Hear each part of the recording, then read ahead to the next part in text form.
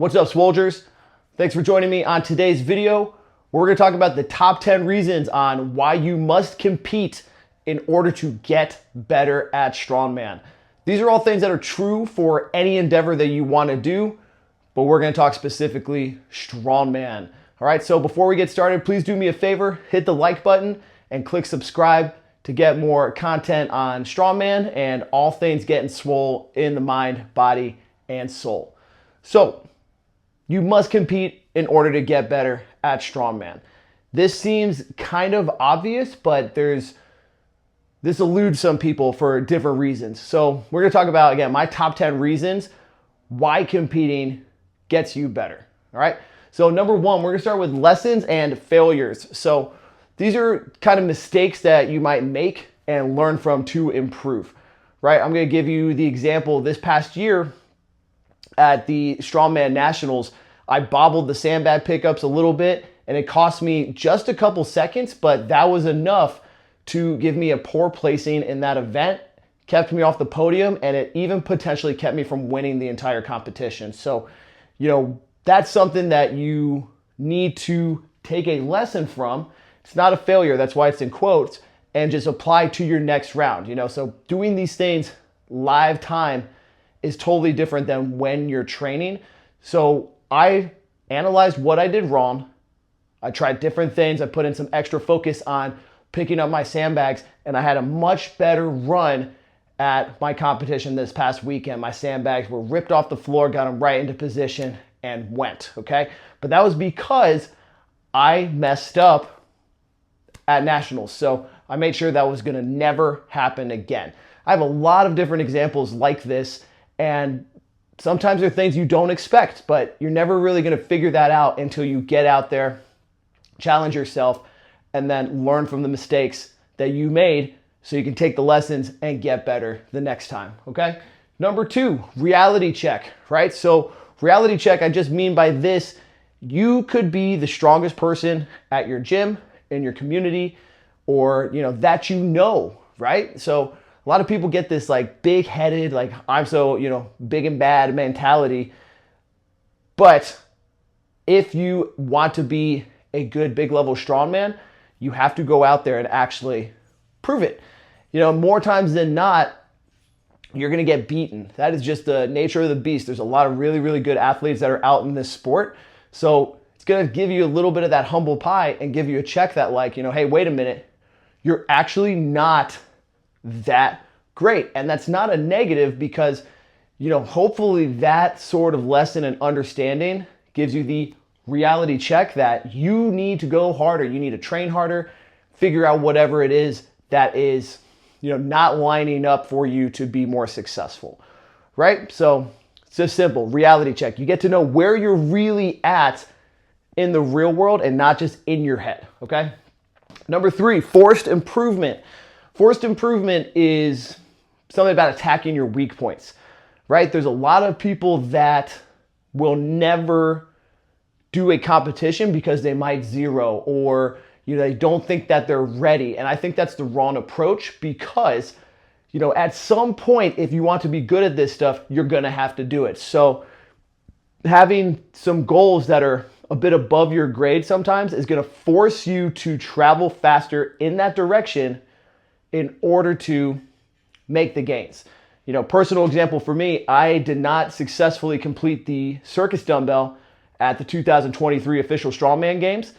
Way out of my league. It was 160, just couldn't get it. It wasn't there. However, because that was in my sights, I had to work hard. I had to put in a lot of work on that circus dumbbell, and I got way more improvement in a very short amount of time because I had that sight. I had to force myself to try and be at that level through my training. So now, that was almost a year ago.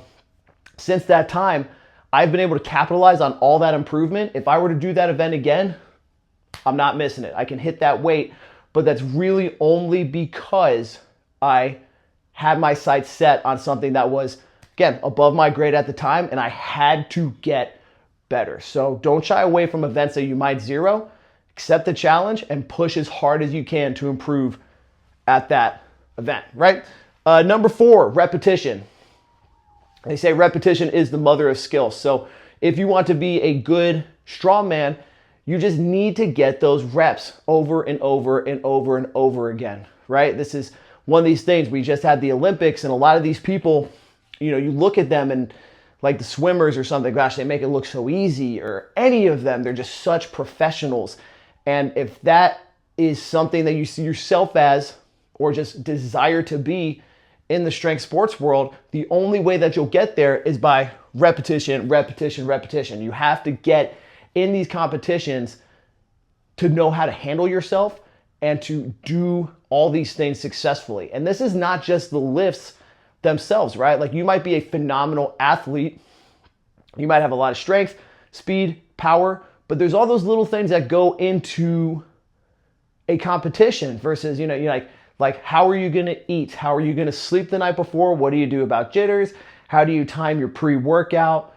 So that's only comes through getting reps, right? Like, no competition is ever going to be run as perfectly smooth to your desired schedule as you want. It's just not going to happen. So by getting these things, whether it's a 2-day competition or it's an all day long 5-event competition, or in some cases, I've done 5 events in 3 hours. So, through these reps, I'm getting some experience to know, like, all right, so this is the pace we're moving at. This is how I'm going to warm up. This is how I'm going to eat. This is how I'm going to fuel myself. And you only learn those things through getting your reps in. This is also another one for lessons. Sometimes you might eat incorrectly, fuel wrong, warm up incorrectly because you weren't accustomed to the pace of the show. But by getting the reps, you'll be able to master that. All right. Number 5, networking. This is one of my favorite ones. And networking is just very simple. You get to meet and network with people like you that can help you and get to the next level. All right. Now, there's a couple different ends to this. One, not everybody has like social media and stuff. So you might go to a show and be like, oh, I didn't realize that, Jimbo over there like lives right down the street. We could train together. Or, you might find out about this gym that you have some equipment that you need to train with. Or, you find these people and connect with them on social media to be your friend, potentially coach you, or get some tips from.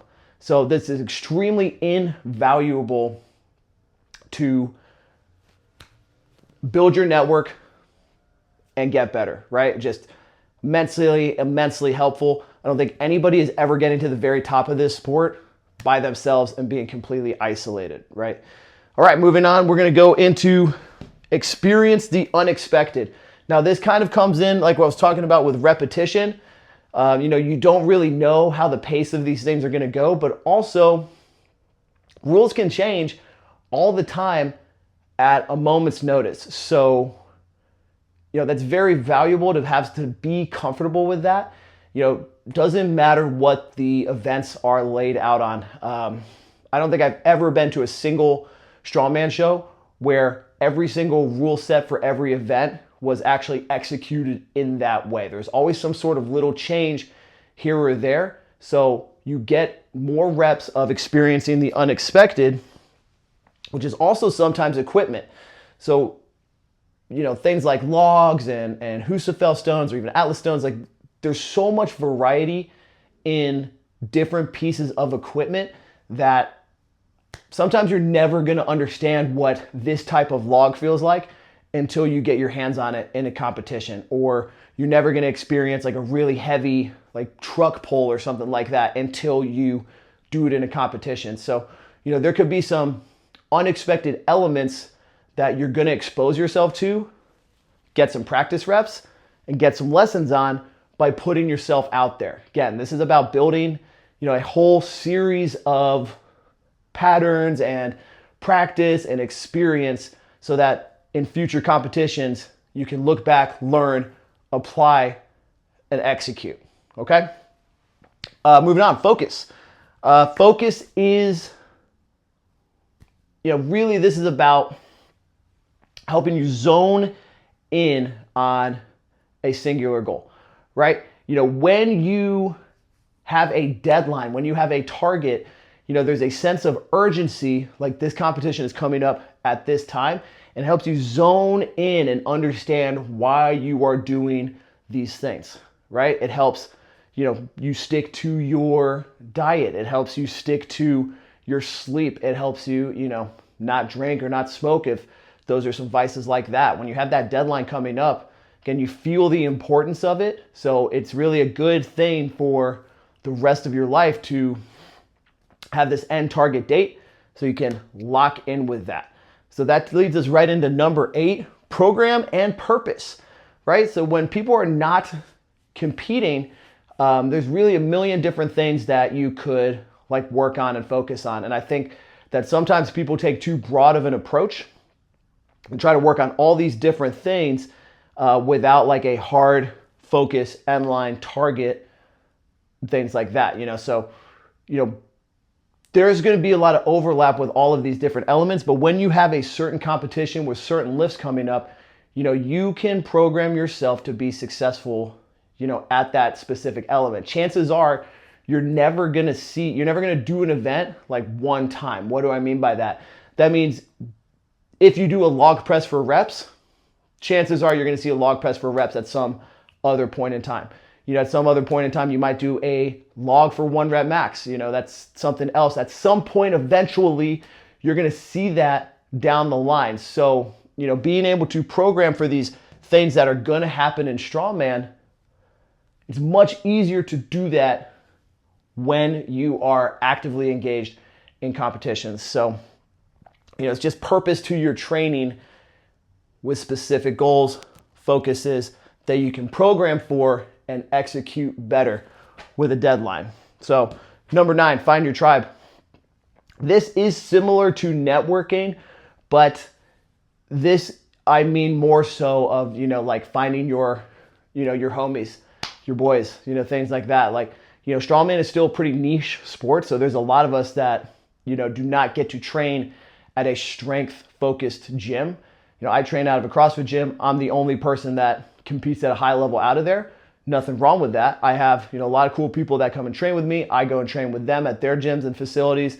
But in my day-to-day life, there's not a lot of people like that in my immediate social circles. So because I get to network and go to these competitions, like I find, not just my network, but I find like my tribe of like some really, really, really good friends, that just gives my whole everything a better outlook. It helps me, talk to people about like some problems and some difficulties that I'm having in Strongman or really just in life. Like I've found a lot of my very good friends outside of the strength world, inside the strength world. So it's really, it's just amazing to be able to, have a connection through events like that. And again, this all comes back to like how this is going to make you a better competitor. When you have a better social circle, when you have better focuses to your programming, all of that, it's going to allow you to become that greater, higher self and, get after it. So, I have as number 10, SWOListic improvement. SWOListic improvement. SWOListic is SWOL combined with holistic. So, when we are continuing to accept these challenges and chase hard competitions, chase bigger goals, chase bigger challenges, there is an amplified effect to the rest of our life that, again, it feeds one another. Competing is going to allow you to work harder in your personal life. Having a better, more stable, more successful personal life is going to give you more room to grow in Strongman, which is going to allow you to do tougher competitions, face bigger challenges, which will give you the confidence to, it just goes on and on and on and on and on and on and on. So, when you really apply yourself and you kind of go through all these things, like you get your reality check, you have to force yourself to improve. You're giving yourselves life lessons on, think about that time when I worked really, really, really hard to deadlift X number, or I worked really hard to do this thing. You want to take that knowledge and apply it to something else. Like, man, I thought I would never deadlift whatever. I thought I would never deadlift 600, but once I did, I was like, oh shit, I finally did it. That's the type of confidence that we're looking for to, take risks, to have adventure and face challenges in the rest of our lives, whether it's, even something simple like getting over a fear of going skydiving, which I've helped some of my clients with, or building your business, or just having some confidence and enthusiasm to tackle the challenge in your life. So, these are all things, again, that you're only going to get by actually showing up to a competition, right? And not just any competition, but ones that are going to be a challenge. There are some people that handpick and cherry pick certain competitions that suit their strengths. And while you can get some of these things, like you could certainly have some focus in there, you can network a little bit, you're not going to get these really, really harsh ones like reality check, or like you're not going to have quite the impact of lessons and failures if you're going somewhere where you're just going to run over everybody. So this is not just about competing, period. It is about, competing, up a level. It is choosing to go into a higher division. This is, choosing to not stay a novice forever and things like that, right? So I really cannot advocate people enough to get out there and get into a competition. It's just such good life practice to face a fear, to have to perform live in front of a lot of people and like have a chance at failing. You could fail completely, and like, good, that's good. You don't want to be totally safe and coddled in a comfortable environment all the time, because that's not going to force you to grow as an athlete or as a person. Okay. Now, one kind of bonus thing that, I wanted to add into this that's not on this list. This will kind of be my top 10, but, a good bonus number 11 would be, studying your competitors and learning new things. This could be a lesson, in there if you want to group it in, but you're going to see very often athletes do things that you never thought of or were not exposed to previously, when it comes to technique or like how they fuel up, how they warm up, things like that. So it's really important to see what good people are doing in order to be good yourself. And that's something, the way that people carry themselves mentally, like I said, how they warm up, how they fuel, and how they act, right? And if you are never going to these shows and, accepting these challenges, you're never going to understand like, oh, wow, like reality check, me acting like I'm such hot shit actually doesn't serve me any good. But back to kind of like technical things, one amazing thing is even like I saw this just watching the Chaos Classic 90 kilo show.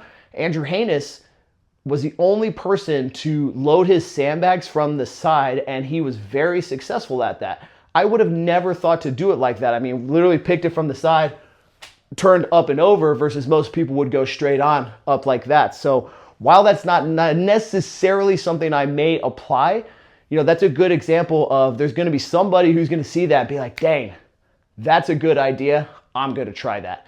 And it could work. So the more of these shows that you get to, the more experience and exposure you get to different techniques, different ways to attack your problems, and just different ways to succeed. So that is my top 10 reasons why you must compete in order to become a better strongman. I hope this helped you. I hope it inspired you to, get out there and push yourself into a new challenge and competition, because like as athletes and as people, accepting these things is what allows us to be greater and make for a better, greater, stronger world. So thank you so much for watching this video. I really appreciate it. If you did not do so already, please like and subscribe to the channel. Thank you and have a championship day.